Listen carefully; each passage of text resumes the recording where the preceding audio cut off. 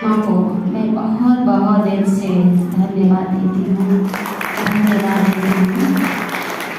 और मंच पे बैठे हमारे हीरे तुल्य वरिष्ठ भाई हरेंद्र भाई जी, क्योंकि जब मैं सोनभद्र की धरनी में आई, इनको तो मैं बनारस से ही जानती थी क्योंकि आते जाते थे।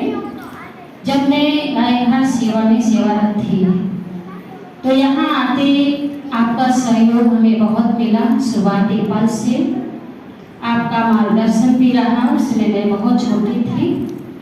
और समय समय पे जो विघ्न परिस्थितियाँ आई, चाहे जो भी समस्याएं आई, तो बाबा तो सहयोगी होता ही है, लेकिन हमारे कई भाई बहने भी सहयोगी थे, उसमें आप भी थे। और आपकी और जो विशेषताएं हैं वो तो आपको पता ही है, अभी प्रतिभा बहन ने भी बताया है, तो इसलिए मैं आपका भी धन्यवाद करती हूँ। प्लस कोहली भाई भी शुरुआती पल के बहुत सहयोगी रहे हैं, हमेशा आते थे समय पे। जब मैं किसी शुक्ला के मकान में थी तो सब में बहुत उन्होंने सहयोग दिया।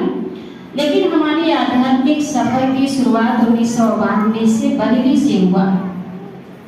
बरेली में मैं पहली बार इस सेवा केंद्र को देखी थी, लेकिन मैं जा नहीं पाई थी क्योंकि अकेले हम लोग कहीं जाते नहीं थे और कोई हमें साथ में ले जाने को तैयार नहीं था और कहीं घुमाने के लिए तैयार थे, लेकिन आश्रम वगैरह जैसे घर वालों को पसंद नहीं था, इसलिए ले नहीं गए।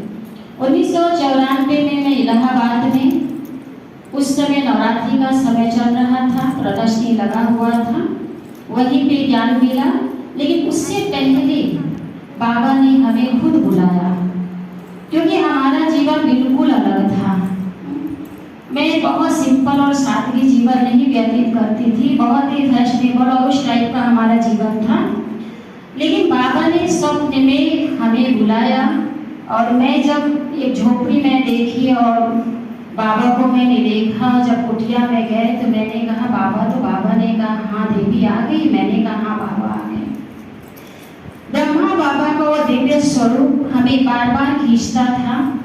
जब मैं इलाहाबाद में आई तो इलाहाबाद में प्रदर्शनी लगा हुआ था और वहाँ पे मैं जब प्रदर्शनी देखने गई तो वहाँ बाबा का मैं किताब देखी, बाबा का फोटो, तो मैं बहुत ढेर सारी किताबें खरीदी। उसमें एक किताब था जीवन पलटने वाली, ब्रह्मा बाबा की कहानी। उस किताब को खरीदे, मैं 3 दिन पढ़ी। उसी 3 दिन की किताब के पढ़ने से मेरा पूरा जीवन ही पलट गया। और उसी के बाद में वहाँ पे जैसे योग चल रहा था तो भाई बहनों ने कहा आप लोग योग कर लीजिए, तो हम लोग सोचे योग व्यायाम तो सुबह होता है, तो फिर हमने कहा अच्छा ठीक है, पापा ने कहा तो हम लोग गए। जब बैठे योग करने तो जैसे ब्रह्मा बाबा गायब हो गया और शिव बाबा का चक्र की तरह, और उसमें से जैसे कीड़े मेरे अंदर समाने लगी। इतना अच्छा अनुभव हुआ और उसी के दूसरे दिन से हम लोग रेगुलर क्लास करने लगे। क्लास करने के बाद तीसरे दिन वहाँ शीतला भाई क्लास कराते थे, तो उन्होंने हमसे कहा कि उसमें आया कि सात्विक भोजन करने के बाद तो आप लोग सात्विक भोजन करते हैं? हम लोग कहे हाँ बिल्कुल। तो लहसुन प्याज नहीं खाते हैं? तो हम कह नहीं खाते हैं। तो कह रहे वो तो सात्विक नहीं हुआ। तो उसी के बाद ही घर में आके पूरी शुद्धता किए, सब कुछ करके, और उसी दिन से हम लोग पूर्ण रूप से शुद्ध सात्विक बाबा को भोग लगा के और अच्छी तरह से इस ज्ञान में चलने लगे। उसके बाद 97-98 में हम लोग इलाहाबाद, वहाँ पे गायघाट, लखनऊ में, बरेली में, मैं बहुत जगह सेंटरों पे जाती थी, सेवाएं करती थी, लेकिन निकले हम गायघाट में। और 1999 में मैं माउंट आबू ट्रेनिंग करने गई। वहाँ हम लोग की बहनों की ट्रेनिंग होती थी। वहाँ से दीदी ने हमें किराकत भेजा सेवाओं में, 6 महीना किराकत में सेवा किए, 1 साल देवरिया में सेवाएं हुई। फिर उसके बाद में गायघाट आई, 6 महीना रही, फिर किराकत भेजा, दीदी ने इंचार्ज बना के। और मुगलसराय की सेवा करने के बाद 31 जुलाई 2002 को बाबा ने यहाँ का निमित्त बनाया। वो जो 4 साल की सेवाएं थी, उस 4 साल की सेवाओं में हमने उतना ज़्यादा अनुभव नहीं किया जितना सोनभद्र की सेवाओं में अनुभव किया। सन 2002 में आए, शुरुआती पल में कोई बहुत कम भाई बहने थे, एक सिया माता थी आती थी, धर्मराज भाई, कोहली भाई, ऐसे कुछ भाई बहने ही थे।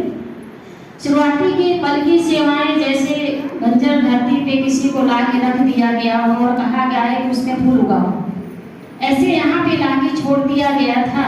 यहाँ न किसी से परिचय था, न पहचान था, न हम किसी को जानते थे। फिर हरिंद्र भाई आए, ऐसे कुछ भाई बहने जो कुछ लोगों को जानने धीरे धीरे मैं जानना शुरू की। और इस तरह से यहाँ हमारा सफर शुरू हुआ, या हमको ट्रेनिंग स्थल कहिए इसको, या अनुभव का क्षेत्र कहिए, या उन्नति का जो भी हमें मिला इसी सोनभद्र में ही मिला। धीरे धीरे बाबा ने एक एक अनमोल भाई बहनों को, राजीव भाई, गोपाल भाई, प्रहलाद भाई, ऐसे कई भाई बहनों को शुरुआती पल में निकालते गए और धीरे धीरे भाई बहनें बढ़े।